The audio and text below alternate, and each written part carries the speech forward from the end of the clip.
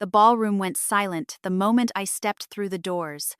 More than 200 people turned to look at me. Business executives, investors, employees, board members, and standing in the center of the room holding a champagne glass was my husband. Beside him stood a woman wearing a diamond necklace I had received on our 25th wedding anniversary, a necklace that was supposed to be locked inside my jewelry box at home.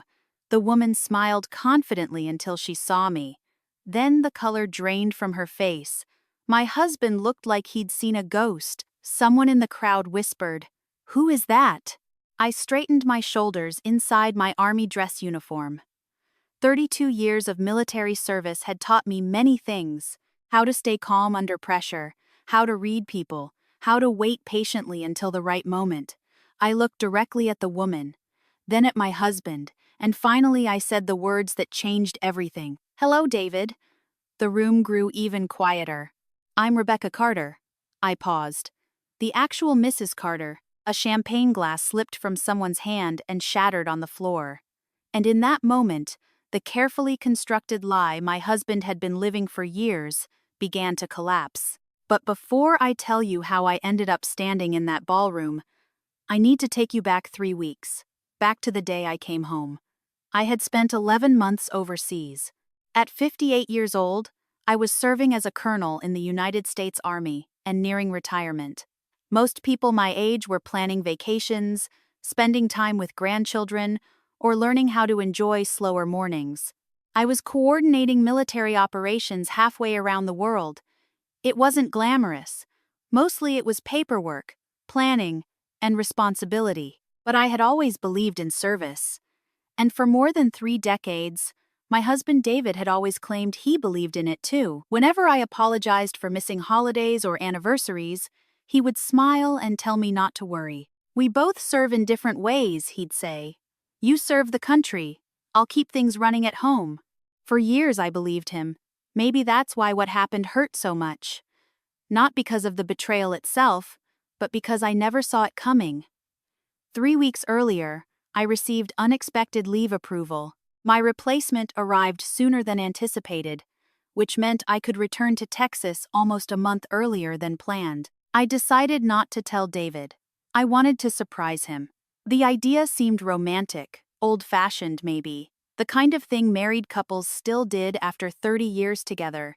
I imagined showing up at his office, his face lighting up, a long embrace, maybe dinner at our favorite steakhouse afterward. Simple things. The things you miss when you're away long enough. My flight landed at Dallas-Fort Worth International Airport on a bright Thursday morning.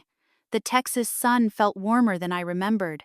I carried only a small bag and wore my army dress uniform because I was scheduled to attend a military ceremony the following day. Instead of heading home first, I called a rideshare and gave the driver the address of David's company, Carter Logistics Solutions, a business we had built together from almost nothing. Back in the early years, I had helped with bookkeeping on weekends while serving active duty. Every promotion I earned in the Army had also helped create opportunities for his growing business. We were partners, or at least I thought we were.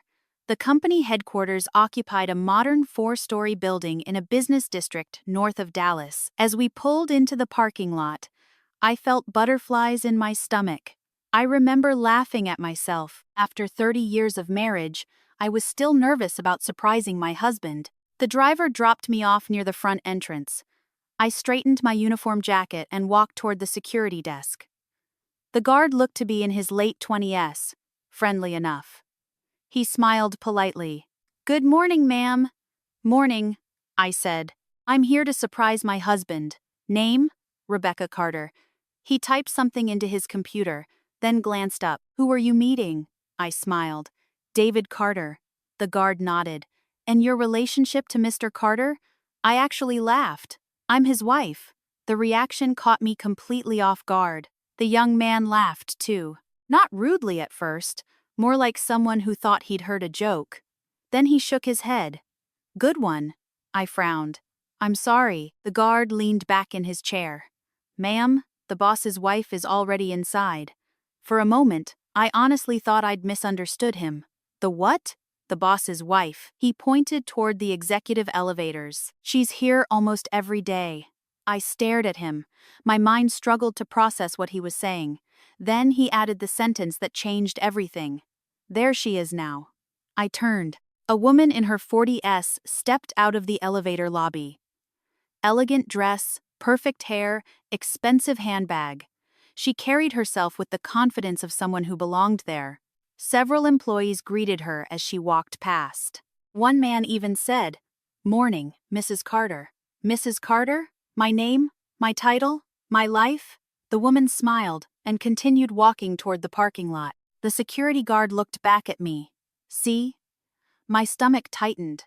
I should have marched straight upstairs, demanded answers, created a scene. But military training kicked in. When something doesn't make sense, you don't react emotionally. You gather information. Observe first. Act second. I forced myself to smile. "Interesting." The guard shrugged. "Sorry about the misunderstanding." I nodded politely. Then I walked back outside. The Texas heat hit me immediately. I sat down on a bench near the parking lot and watched the woman drive away. For nearly 20 minutes, I remained there, thinking, breathing, trying to understand what I had just witnessed. The obvious explanation was an affair, but somehow it felt bigger than that. Employees weren't acting like she was a secret girlfriend.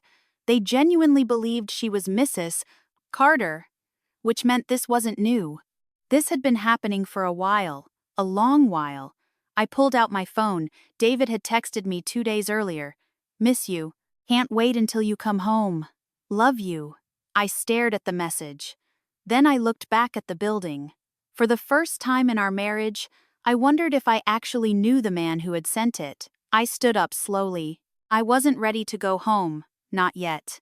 Instead, I booked a room at a nearby hotel because something told me that if I wanted the truth, I needed to stop being a wife for a little while and start thinking like an investigator. The moment I checked into that hotel room, I made a decision. I would not call David. I would not confront him.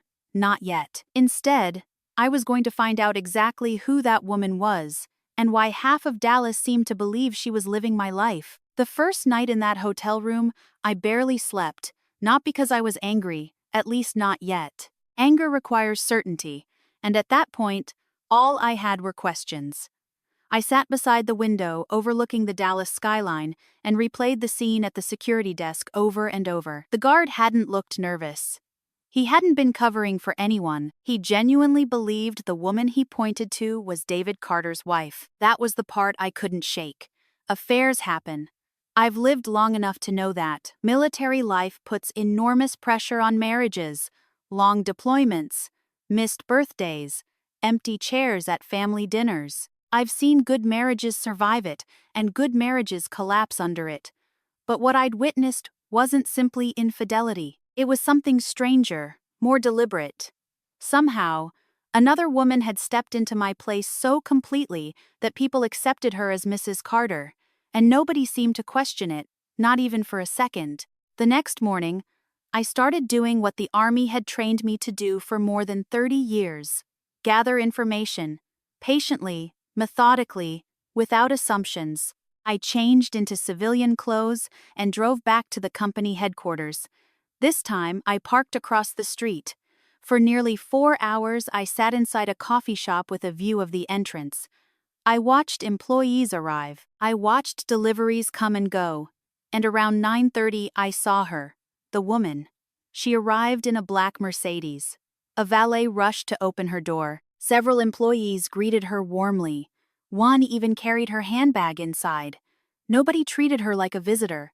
They treated her like family, like she belonged, like she was the boss's wife. Over the next 3 days, I continued watching. The pattern became impossible to ignore. She attended executive meetings, joined David for lunches, accompanied him to charity functions, walked through the building with complete authority. Everywhere she went, people called her Mrs. Carter. Not once did anyone correct themselves. Not once did anyone hesitate. It was as if I had never existed. On the 4th day, I decided to dig deeper. I started with social media. That alone nearly broke my heart. Photos, Hundreds of them. Fundraisers, business dinners, golf tournaments, holiday parties. In photo after photo, David and the woman appeared together, standing side by side, smiling, posing, looking exactly like a married couple. Comments underneath the pictures were even worse. What a beautiful couple. You two are relationship goals. Mrs. Carter looks amazing. Nobody questioned it. Nobody knew. Or perhaps nobody cared. I stared at those images for hours. I wasn't jealous. At 58, jealousy felt like a young person's emotion. What I felt was something else, erasure, as though the last 3 decades of my life had simply been deleted. That evening, I called my oldest friend, Margaret. We'd met 27 years earlier at Fort Bragg. She retired as a lieutenant colonel and now lived outside San Antonio. Margaret answered on the second ring. "Rebecca, hey." The moment she heard my voice, she knew something was wrong. "What happened?" I hesitated. Then I told her everything. The security guard, the woman, the photographs, the lies. By the time I finished, there was a long silence. Finally, Margaret spoke. "You're sure?" "I wish I wasn't." Another silence. Then she said something that stayed with me. "Don't confront him." That's exactly what I was thinking. Good. I need facts. "You always do." We both laughed softly. For the first time all week, I felt a little less alone. The next morning, Margaret connected me with another retired officer, a former military investigator named Frank Lawson. Frank was 72 years old and sharp as ever. After listening carefully, he asked only one question. "Rebecca, do you believe this is only an affair?" I thought about it. "No, neither do I." That answer surprised me. "Why?" Frank sighed. "Because affairs thrive on secrecy." "What does that mean?" "It means people hide them." I knew where he was going. "This woman isn't hidden." "Exactly." He paused. Someone wanted her seen. The realization hit me like a punch to the stomach. David wasn't merely cheating. He was presenting her as his wife, publicly, openly, repeatedly, for years. A few days later, I finally learned her name. Vanessa Morgan, 43 years old, former marketing consultant, divorced, no children. I found her listed as a board advisor for several local charities.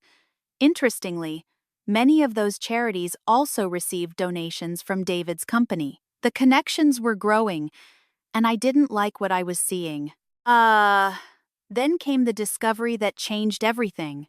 One of my former neighbors called me unexpectedly. Karen had lived across the street from us for nearly 15 years. We hadn't spoken in months. After a few minutes of catching up, she asked a question that made my blood run cold. "So, when did you move out?" I nearly dropped the phone. "What?" "You and David. What are you talking about?" There was a long pause. Karen sounded confused. "I assumed you moved." "Why?" "Because another woman has been staying there." I felt my heart pounding. "How long?" Another pause. Then she answered, "At least 2 years." 2 years? Not 2 months, not 6 months, 2 years. I closed my eyes. The room suddenly felt very small. For 2 years, another woman had been walking into my home, sleeping in my bed, using my kitchen, hosting dinners in the house I helped pay for, and all while I was serving overseas. That night, I drove past my own house. I parked across the street, the same way I had watched The Office. The lights were on. A familiar porch light glowed beside the front door. The flower beds I had planted years earlier still lined the walkway. Everything looked exactly the same, yet somehow it wasn't my home anymore. At around 8:30, David's SUV pulled into the driveway. A few minutes later, Vanessa came outside. She kissed him, casually, comfortably, like she'd done it 1,000 times. Then they went inside together. I sat there for nearly an hour, not crying, not screaming, just watching, accepting reality. Sometimes the truth arrives all at once. Sometimes it arrives one painful piece at a time. For me, it was happening piece by piece, and each piece hurt more than the last. Back at the hotel, I spread documents, notes, and photographs across the bed. There was enough evidence now to prove David had built an entirely separate life, but something still bothered me. Something didn't add up. A successful businessman doesn't risk everything for an affair. Not unless there's something bigger behind it, something financial, something hidden. The next morning, I called a family attorney I had trusted for years. Her name was Lisa Reynolds. After hearing everything, she asked me to come to her office immediately. When I arrived, she listened quietly and reviewed my notes.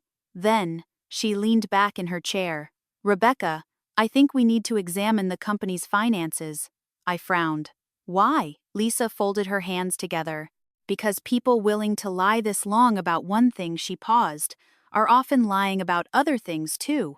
As I left her office that afternoon, I had a feeling my marriage wasn't the only thing about to fall apart. And deep down, I was beginning to suspect that David's betrayal went far beyond another woman. The following Monday morning, I sat across from Lisa Reynolds in her downtown Dallas office. The building overlooked a busy stretch of freeway where thousands of people were heading to work, worrying about deadlines, meetings, and ordinary problems. I envied them. A week earlier, I had been worried about whether David would like the surprise I had planned. Now, I was trying to determine whether my husband had spent years dismantling the life we'd built together. Lisa slid a legal pad across the desk. "Let's start with everything you jointly own." For the next 2 hours, we reviewed our finances. The house, retirement accounts, investments, business interests, savings, things I hadn't thought about in years. David had always handled most of the company's financial operations, not because I couldn't, simply because marriage requires trust, or at least it should. I trusted him, the same way he trusted me to protect his life when I carried a weapon overseas. The same way he trusted me to represent our family while serving in uniform. Trust isn't supposed to be complicated. That's why betrayal hurts so much. By Wednesday, Lisa had assigned a forensic accountant to review publicly available records connected to Carter Logistics Solutions. His name was Michael Bennett, a quiet man in his 60s with reading glasses that constantly slid down his nose. He reminded me of a favorite high school teacher, the kind who notices details everyone else misses. When we met for the first time, he carried 3 thick folders. That immediately concerned me. 3 folders meant work. A lot of work. Michael sat down, opened the first folder, and sighed. Colonel Carter. I hadn't heard that title spoken in days. For some reason, it comforted me. "Yes, I think you have a much bigger problem than an affair." My stomach tightened. "Show me." For the next hour, Michael walked me through a complicated web of transactions. Some were small, others weren't. Large consulting fees, questionable vendor contracts, property purchases, corporate transfers. At first glance, everything appeared legitimate, but once Michael began connecting the dots, a disturbing picture emerged. Money was moving, a lot of money, and much of it seemed connected to Vanessa Morgan. I stared at the documents. "How much are we talking about?" Michael adjusted his glasses. "Potentially several $1,000,000. The room suddenly felt colder.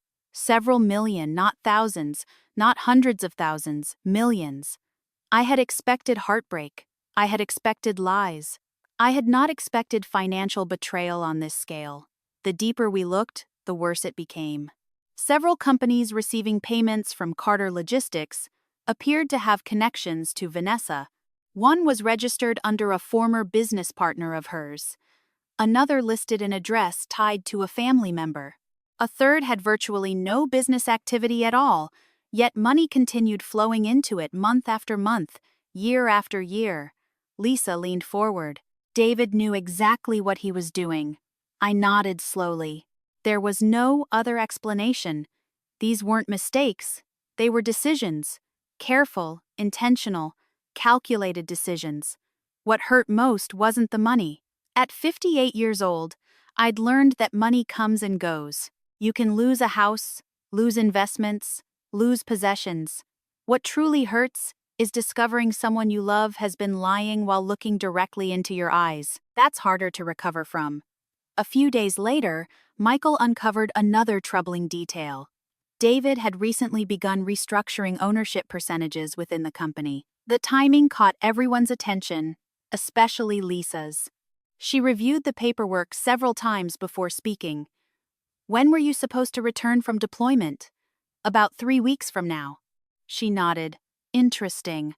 What is Lisa turned the documents toward me?" "These transfers were scheduled to continue over the next 6 months." I studied the dates. A cold realization settled over me. David thought he still had time. He believed I was overseas. He believed I wouldn't be back yet, which meant he had been in the middle of something when I unexpectedly arrived home. Something unfinished. Something important. That weekend, another piece of the puzzle appeared. An old friend called me. His name was Jim Harper. He had worked for David for nearly 15 years before retiring. I'd always liked Jim. Steady, honest, the kind of man who still mailed handwritten Christmas cards. When he heard I was back in Texas, he asked to meet for coffee. We chose a diner near Plano. Nothing fancy. Just eggs, coffee, and quiet conversation. After a few minutes of small talk, Jim grew serious. "I almost didn't call." "Why?" He looked uncomfortable. "Because I wasn't sure how much you knew." "Knew about what?" He stared into his coffee, then finally answered. "Things changed after you deployed." My heart sank. "What kind of things?" Jim sighed. "A lot of longtime employees left." That surprised me. David had always valued loyalty, or at least I thought he had. "Why?" Jim shook his head. "Most weren't fired." "Then what happened?" "They were pushed out." I frowned. "By who?" He looked directly at me. "Vanessa." For nearly an hour, Jim told me stories. Employees with decades of experience suddenly finding themselves excluded from meetings. Trusted managers being replaced. Longtime staff members resigning after conflicts with Vanessa. People who questioned her authority mysteriously disappearing from leadership positions. The pattern repeated itself again and again. Loyal employees were removed. Supporters were promoted. Little by little, Vanessa's influence grew. And David allowed it. Maybe even encouraged it. Then Jim shared something that cut deeper than everything else. Something I still remember word for word. We had finished eating. The waitress had refilled our coffee. Jim hesitated before speaking. "I probably shouldn't tell you this." "Tell me anyway." He looked away. David used to make jokes. I felt a knot form in my chest. "What kind of jokes?" Jim swallowed, then quietly answered. He'd say his wife loved the army more than she loved her marriage. For a moment I couldn't speak. Not because I was shocked. Because I was hurt. Deeply hurt. I had missed birthdays, anniversaries, vacations, family gatherings. Not because I wanted to. Because service required sacrifice. David knew that. He had supported that, or at least I believed he had. To hear that he had mocked those sacrifices behind my back felt worse than the affair itself. Worse than the money. Worse than the lies. Because it meant he had rewritten our story. The story we'd spent 30 years building together. That night, I sat alone in my hotel room. A photograph rested on the nightstand. One I had carried overseas. David and I standing together at my promotion ceremony years earlier. He had looked proud. Genuinely proud. Or maybe I had imagined it. Now I wasn't sure. I picked up the photograph and studied it for a long time, trying to figure out when everything changed. Trying to identify the exact moment my husband stopped being my partner and became someone I no longer recognized. I never found the answer. The following week, Lisa called with news. "We're ready." I looked up from my notes. Ready for what? The next step. I knew exactly what she meant. For nearly 2 weeks, we had gathered evidence, documents, financial records, witness statements, corporate filings, photographs, everything. Piece by piece, we had assembled the truth, and now that truth was becoming impossible to ignore. Lisa's voice remained calm. "Rebecca, if we're going to do this, we need to do it properly." I nodded even though she couldn't see me. "I agree. David still doesn't know you're here." "No." Good. That single word carried enormous weight. Good, because surprise had become my greatest advantage. David thought I was thousands of miles away. He thought his secrets were safe. He thought he still controlled the narrative. What he didn't realize was that the evidence against him was already stacked neatly inside several folders sitting on my hotel desk, and very soon those folders were going to be opened in front of people whose opinions mattered far more than mine. People with the power to destroy everything he'd spent years trying to protect. The trap wasn't emotional. It wasn't impulsive. It wasn't revenge fueled by anger. It was something far more dangerous. It was the truth, and the truth was finally ready to be revealed. The invitation arrived 3 days later, not to me, of course, to investors, board members, business partners, and local media. David was hosting a celebration, a major company event announcing a new expansion project, the kind of event designed to attract attention, photos, press coverage, public recognition, a victory lap. When Lisa showed me the invitation, I almost laughed. The timing couldn't have been more ironic. For years, David had carefully managed appearances. Now he was about to put all of his most important relationships into one room: investors, board members, industry leaders, everyone whose trust he depended on. And he was doing it voluntarily. Sometimes people create their own downfall. They just don't realize it. The event was scheduled for a Friday evening at a luxury hotel in downtown Dallas. The ballroom could hold nearly 300 guests. According to Lisa, attendance would be impressive. Several major investors were expected, a few local politicians, business reporters, community leaders, the entire board of directors. Exactly the kind of audience David would want, and exactly the kind of audience that needed to hear the truth. The week leading up to the event felt strangely peaceful. Not because I wasn't nervous. I was. But after years in the army, I'd learned something important. Preparation reduces fear. And we were prepared. Every document had been reviewed. Every statement verified. Every piece of evidence organized. There would be no emotional outburst. No dramatic screaming. No scenes from a television show. Just facts. Carefully documented facts, the kind that are difficult to argue with. It's not. On Friday afternoon, I stood in front of the mirror inside my hotel room. My army dress uniform fit perfectly. The same uniform I had worn at promotion ceremonies, military funerals, retirement celebrations, and official functions across 3 decades. The uniform represented service, duty, integrity, values that had guided my life. Values that suddenly felt more important than ever. I adjusted the ribbons above my pocket, smoothed my jacket, and looked at my reflection. The woman staring back looked older than she had 3 weeks earlier, but she also looked stronger. There comes a point when heartbreak stops making you feel small. Instead, it reminds you who you are. That moment had finally arrived. Lisa met me in the hotel lobby. She carried a briefcase. Inside were copies of everything: financial records, corporate filings, supporting documents. Enough evidence to answer every question that might arise. She smiled. "You ready?" I thought about it, then nodded. Yes, for the first time since returning home, I truly meant it. The ballroom was already crowded when we arrived. Through the partially open doors, I could hear laughter and conversation, glasses clinking, music playing softly, people celebrating. Inside, David was probably enjoying himself, confident, comfortable, completely unaware of what was about to happen. For a brief moment, I considered turning around, not because I was afraid, because part of me still loved the man I had married.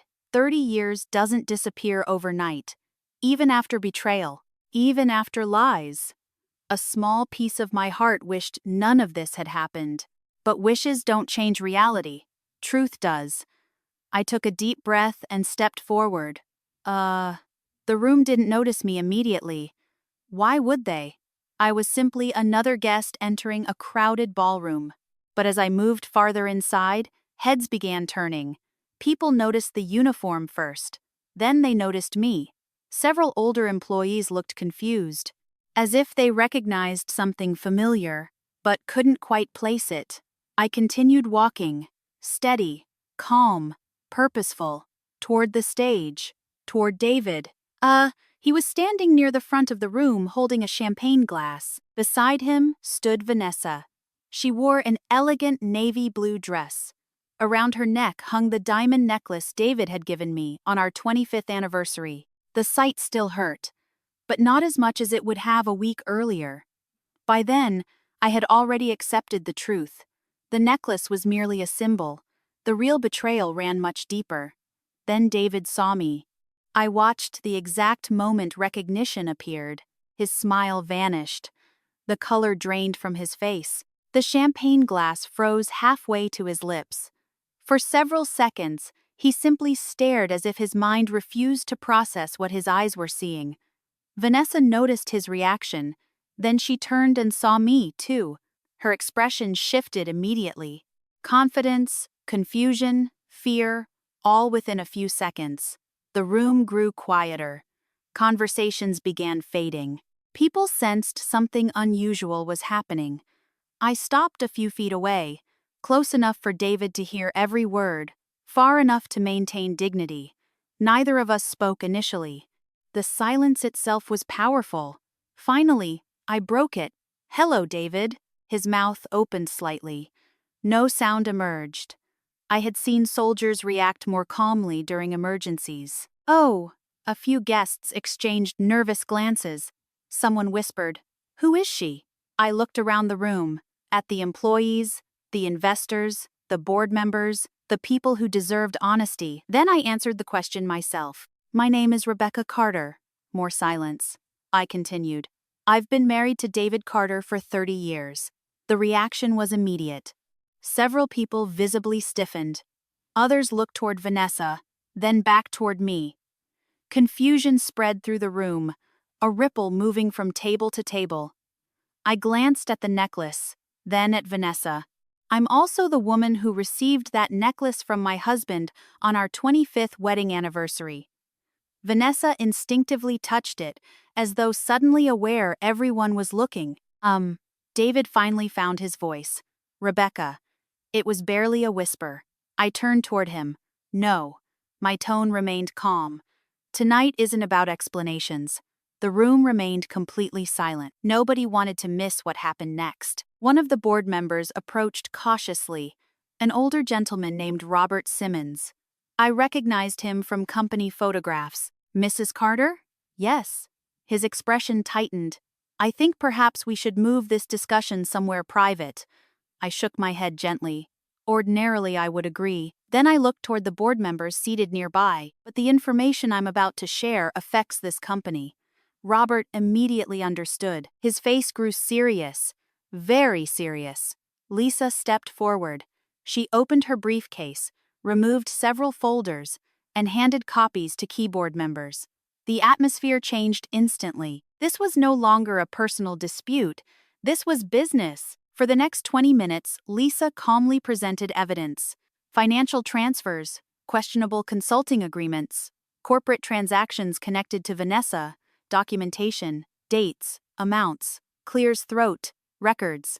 No accusations, just facts. The room became quieter with every page. Board members exchanged increasingly concerned looks.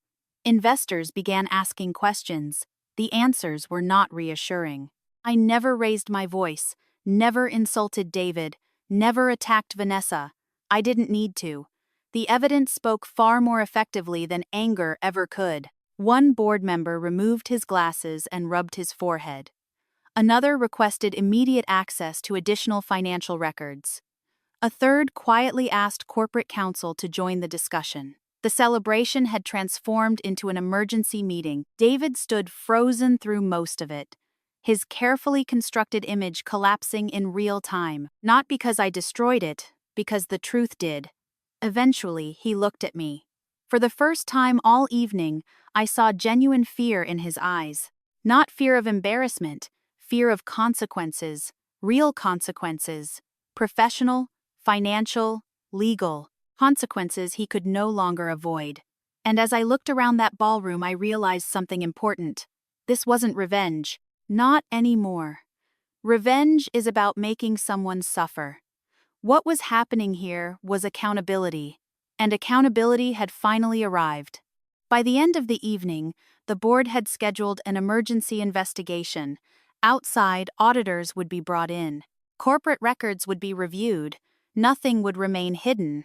As guests slowly left the ballroom, I watched David standing alone near the stage. For the first time in 30 years, he looked like a stranger, and deep down, I knew his biggest losses hadn't even begun yet. The investigation began the following Monday. Unlike television dramas, real investigations move slowly. There are no dramatic music cues, no surprise witnesses bursting through doors, just long hours, documents, interviews, accountants, lawyers, questions, and eventually answers. For the first time since returning home, I checked out of the hotel and rented a small furnished apartment near a lake outside Dallas. I needed distance from David, distance from our house, distance from everything that had once felt familiar. Every morning, I would sit on a small balcony with coffee and watch ducks move across the water. It was peaceful, at least on the surface. Inside, I still felt like someone rebuilding after a storm. Within 2 weeks, the board suspended David from his leadership position pending the outcome of the investigation. The announcement made local business news. Several major investors demanded explanations. Some business partners paused negotiations. Others quietly walked away. Trust is difficult to earn, easy to lose, and nearly impossible to recover once people believe you've been dishonest, especially in business. I wasn't attending board meetings, but Lisa kept me informed. The findings grew worse with each report. Some of the financial transfers had violated company policies. Several contracts should never have been approved. Corporate funds had been used in ways that raised serious concerns. While criminal charges were never discussed, civil liability quickly became a possibility. The board's priority was protecting the company, and protecting the company meant protecting it from David. Vanessa disappeared almost immediately. That part surprised me less than anything else. 1 week she was attending charity luncheons and posing for photographs. The next week she was nowhere to be found. No social media updates, no public appearances, no company events. Gone. As if someone had switched off a light. People who had once praised her suddenly avoided mentioning her name. Funny how quickly loyalty changes when money and status disappear. One afternoon I received a call from Jim Harper. "Have you heard?" "Heard what?" "Vanessa left town." I wasn't shocked. "Where did she go?" "No idea." I looked out toward the lake. "Do you think she ever loved him?" The question surprised even me. Jim was quiet for a moment. Then he answered carefully, "I honestly don't know. Neither did I." And strangely enough, it no longer mattered. 3 months after the investigation began, the board reached its decision. David would no longer lead Carter Logistics Solutions. His ownership interests would be significantly reduced under a settlement agreement. Additional legal proceedings would resolve the remaining financial disputes. The company survived, but David's position within it did not. When Lisa called with the news, I expected to feel victorious. Instead, I felt tired, very tired, because the truth is, winning doesn't always feel the way people imagine, especially when the person who loses is someone you once loved. The financial settlement itself was substantial. Years of shared assets, business interests, property, investments. Everything had to be divided. The final numbers weren't important to me. Not really. I had spent most of my adult life living comfortably but modestly. The settlement provided security, nothing more. And honestly, security was enough. At my age, peace mattered more than luxury. Friends wanted me to celebrate. Margaret certainly did. She drove up from San Antonio and insisted on taking me to dinner. Halfway through the meal, she raised a glass. "To Rebecca Carter," I laughed. "What exactly are we celebrating?" "You survived." That answer caught me off guard. Margaret smiled. No bitterness, no revenge obsession, no self-destruction. She lifted her glass again.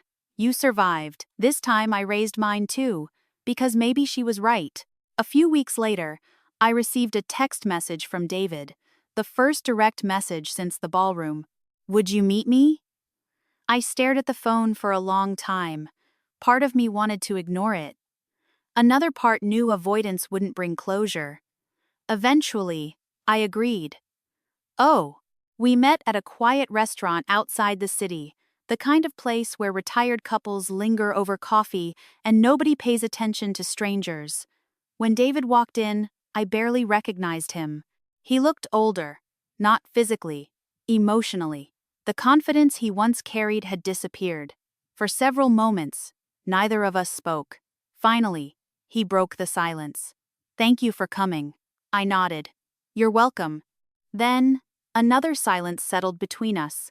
30 years together, and suddenly we felt like strangers. Eventually, he looked down at his hands. "I don't know where to start." "Start with the truth." His eyes closed briefly, then he nodded. "Fair enough." For the next hour, David told me things I should have heard years earlier. Not excuses, not justifications, truth, or at least what he believed was the truth. He talked about feeling overshadowed, about insecurity, about watching people admire my military career while viewing him simply as my husband. At first, I struggled to understand. Then I remembered something important. Pain doesn't always make people stronger. Sometimes it makes them selfish. "I was proud of you," he said quietly. "Then why did you mock me?" His face tightened. He knew exactly what I meant. Jim's story, the jokes, the comments, David looked ashamed. Because it was easier. Easier than what? Easier than admitting I felt left behind. For a moment, neither of us spoke. Then he continued, "I convinced myself you loved the army more than you loved me." I stared at him. "You knew that wasn't true." "I know that now." The answer was heartbreaking. Because deep down I think he knew it then, too. People often imagine betrayal comes from hatred. Sometimes it doesn't. Sometimes it comes from weakness, insecurity, fear, poor choices repeated over and over until they become something unforgivable. That realization didn't excuse what David had done, but it helped me understand it, and understanding is often the first step toward peace. As lunch ended, David looked at me. There were tears in his eyes, the first I'd seen throughout this entire ordeal. "I'm sorry, Rebecca." The words hung in the air. Simple words, late words, but sincere words. I believed that. For a long moment, I studied the man sitting across from me, the man I had loved, the man who had broken my heart, the man who had ultimately destroyed his own life far more thoroughly than I ever could have. And for the first time since coming home, I didn't feel anger. I felt sadness. A deep sadness for everything we had lost, everything we could have been, and everything that would never be again. As we stood to leave, David asked one final question. "Do you think you'll ever forgive me?" I looked at him carefully, then answered honestly, "I don't know." And at that moment, it was the most truthful answer I could give. 6 months after my meeting with David, I officially retired from the United States Army, 32 years. When I first raised my right hand and took the oath, I was 26 years old. I had no idea where life would take me. I certainly never imagined I would end my career as a colonel. Clears throat. And I definitely never imagined I would be retiring while rebuilding my life from the ground up. Life has a way of surprising us, not always pleasantly, but sometimes the unexpected becomes the beginning of something better. The retirement ceremony was held on a warm spring afternoon. Family, friends, fellow soldiers, former commanders, people from different chapters of my life gathered together.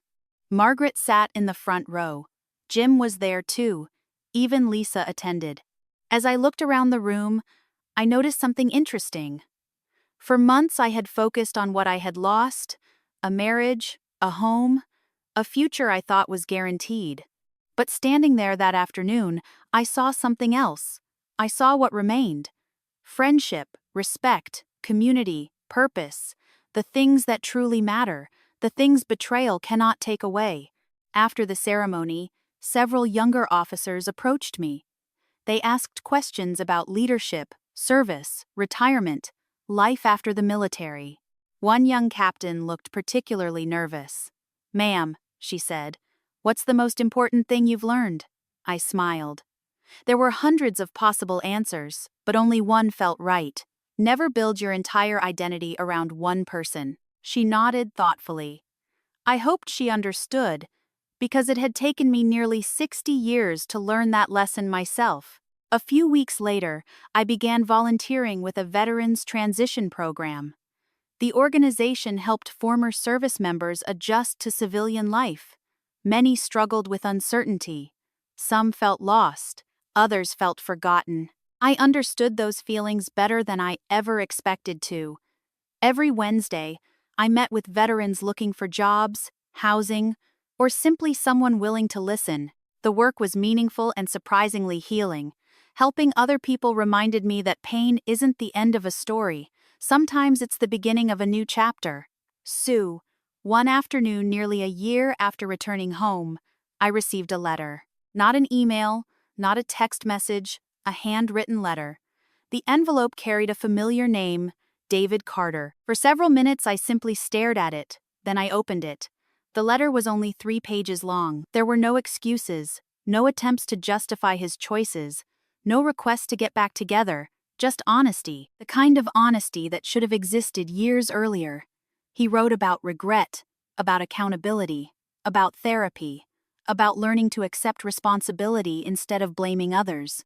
Most importantly, he wrote about gratitude.